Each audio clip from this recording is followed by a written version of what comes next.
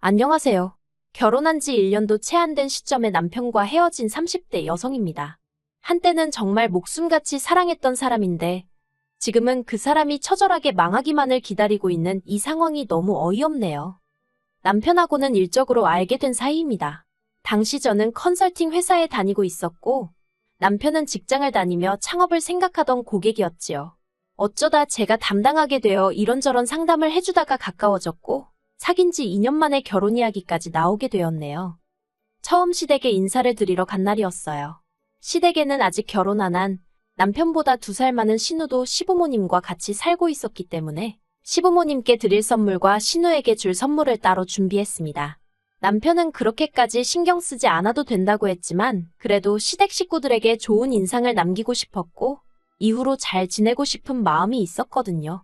그래서 고민에 고민을 거듭하여 성의껏 선물을 준비했네요. 하지만 시댁에 도착하니 제가 상상했던 그림과는 많이 달랐습니다.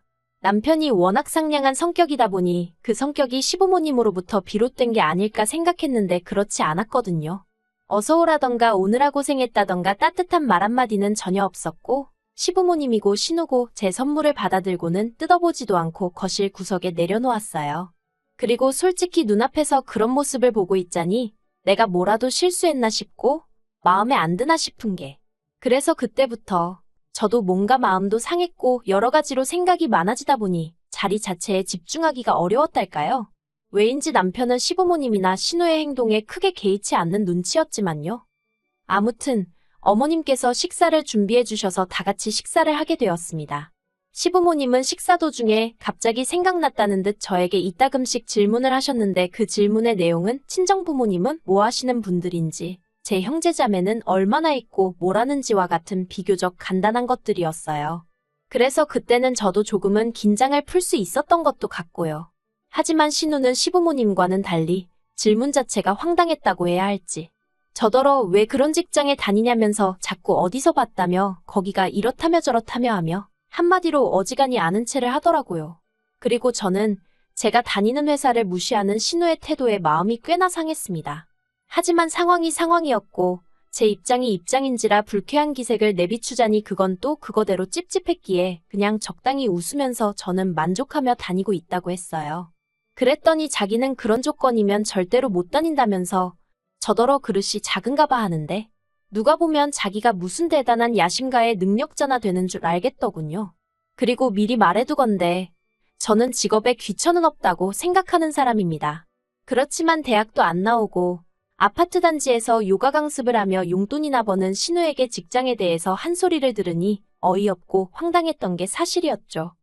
하지만 그럼에도 불구하고 남편과 결혼을 업지 않았던 건 말 그대로 제가 신우랑 결혼을 할 것도 아니고 시부모님도 나쁜 분들 같지는 않았기 때문이에요. 그리고 무엇보다 저는 아이를 좋아하지 않는데 남편은 저보다 아이라는 존재를 더 달가워하지 않았거든요. 그래서 저나 남편이나 아이 없이 서로에게만 집중하며 사는 것에 대해 한마디로 뜻이 통했고 그래서 잘 살 수 있을 거란 확신을 가졌달까요. 하지만 막상식을 올리고 나니 신우뿐만이 아니라 시댁 식구들은 너나 할 것 없이 말하는 방식이 어휴. 상대에 대한 배려라곤 눈꼽만큼도 없었습니다. 한 번은 시이모가 저더러 근데 애는 왜 안 갔냐고 물어보시길래 제가 처음부터 애는 안 갔기로 하고 결혼했어요라고 대답했어요. 그랬더니 누가 갖지 말자고 한 거냐며 저더러 그랬냐시대요. 그래서 그런 게 아니고 호영씨가 먼저 그러자 했다 했습니다. 그러자 이모님은 계속해서 당신 조카가 그럴 리가 없다면서 급기야는 남편을 부르는 거예요. 그리고는 너가 왜 애를 안 좋아하냐고 물으셨고 남편이 원래 안 좋아했다고 대답하니까 남편더러 너 이모한테만 솔직히 말해보라며 네 처가 누가 물으면 그렇게 대답하라고 시켰냐고 그러시는 거예요. 옆에서 듣고 있던 저는 너무 황당하고 어이가 없어서 그게 도대체 무슨 말씀이시냐고 물었습니다. 제가 왜 남편에게 그런 일을 시켰겠냐고요. 그리고 그제서야 시이모께선 요새 남편을 지 뜻대로 쥐고 흔들려는 여자들이 많다길래 우리 조카도 그런 꼴을 겪나 싶어서 물어본 거라며 아니면 말지 너는 왜 그렇게 예민하게 나오니 하시는데 더 화를 냈다간 제 꼴만 우스워질 것 같고 그렇다고 가만히 있자니 뭔가 분하고 여러 가지로 짜증나는 상황이었어요. 그런데 거기서 끝이 아니었습니다. 시이모가 저더러 친정부모님이 저 키우느라 고생 꽤나 하셨겠다는 거예요. 황당했죠. 가뜩이나 말도 안 되는 이유로 예민하네 어쩌네 하더니 친정 부모님까지 들먹이시니. 그리고 그때까지는 그래 좋은 게 좋은 거라고 최대한 좋게 좋게 대꾸를 하고 있었는데 더는 그러지 말아야겠다 싶대요. 그래서 시이모께 자녀 계획이라던가 그런 건 부부 두 사람이 알아서 할 일이니까 지나친 관심은 삼가해달라 했습니다. 그리고 주제가 어떻건 간에 친정 부모님 들먹이시는 건 앞으로 안 하셨으면 좋겠다고 어떤 이도이셨던 간에 좋게 들리지가 않는다고요. 그랬더니 이제 또 난리가 났어요. 자기가 무슨 나쁜 뜻으로 한 말도 아니고 그냥 한마디 한 걸 가지고 따박따박 말대꾸하는 건 잘하는 일이냐면서요. 그리고 그땐 정말 더는 뭐라 할 말이 없어서 저도 입을 다물어 버렸습니다. 그리고 이런 식의 대화는 단지 시이모뿐만이 아니었어요. 결혼 전엔 눈치채지 못했는데 어머님의 화법도 이상하시긴 마찬가지였거든요.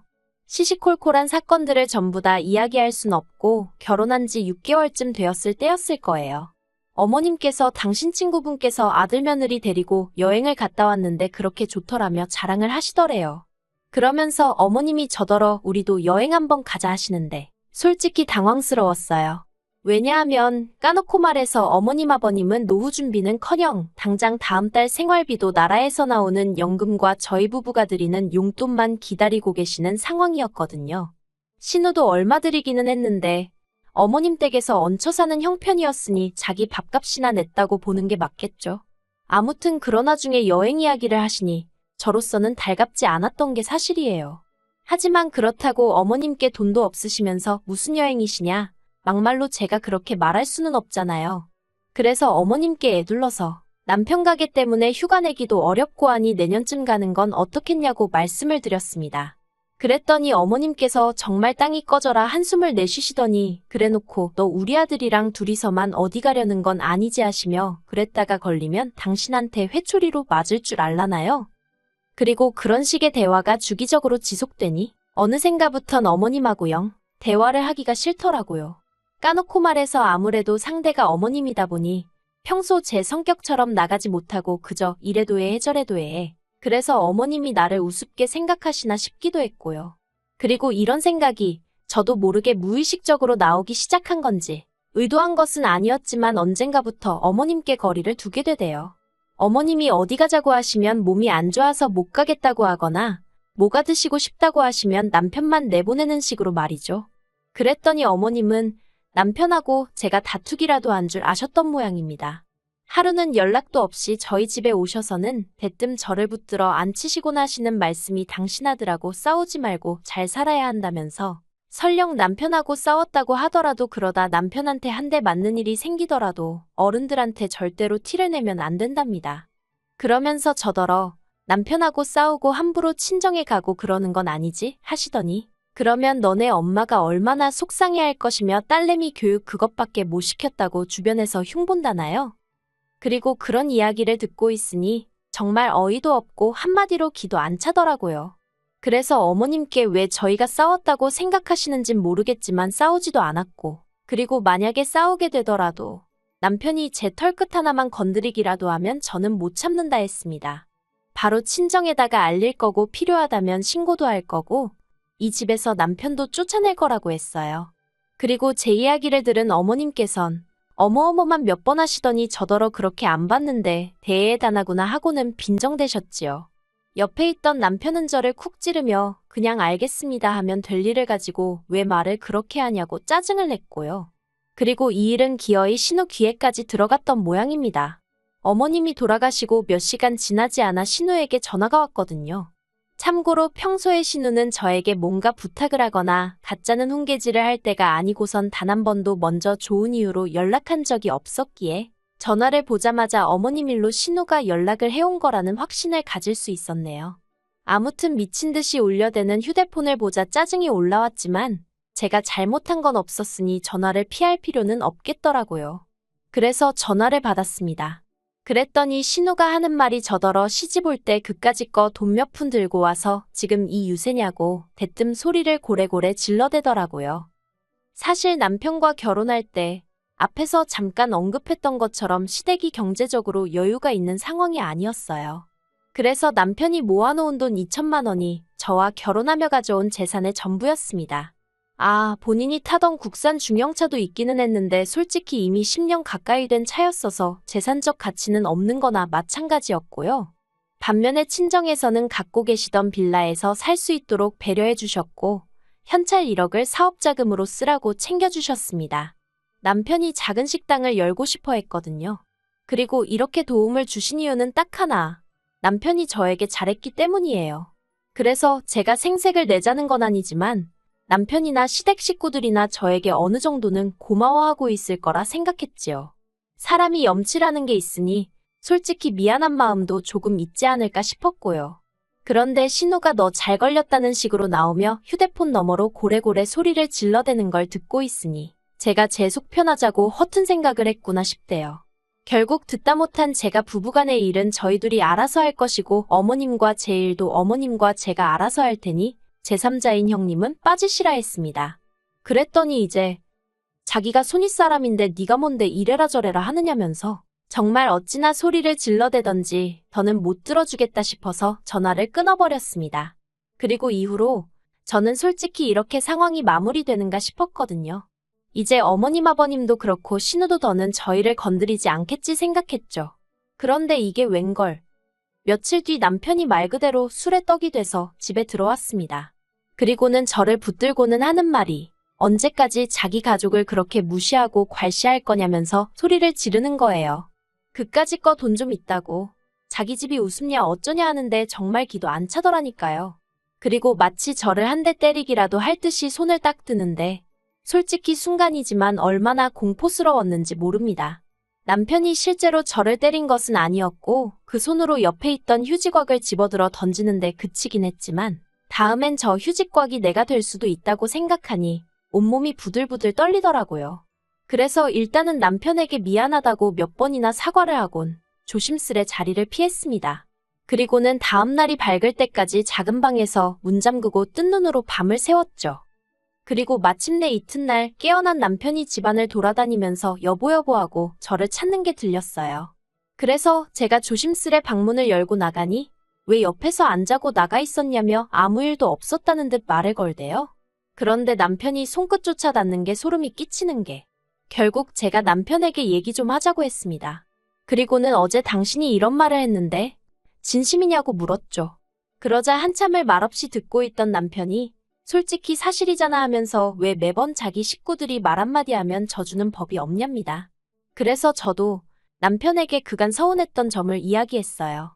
그렇게 당신 식구들이 말을 거침없이 하면 나는 그걸 다 들어줘야 하냐고 당신이야말로 먼저 나서서 내 와이프한테 그렇게 말하지 말라고 한마디라도 제대로 한 적 있느냐고요. 그랬더니 남편이 하는 말이 자기가 그렇게 나서면 결국에 장인 장모님이 욕을 먹는 거랍니다.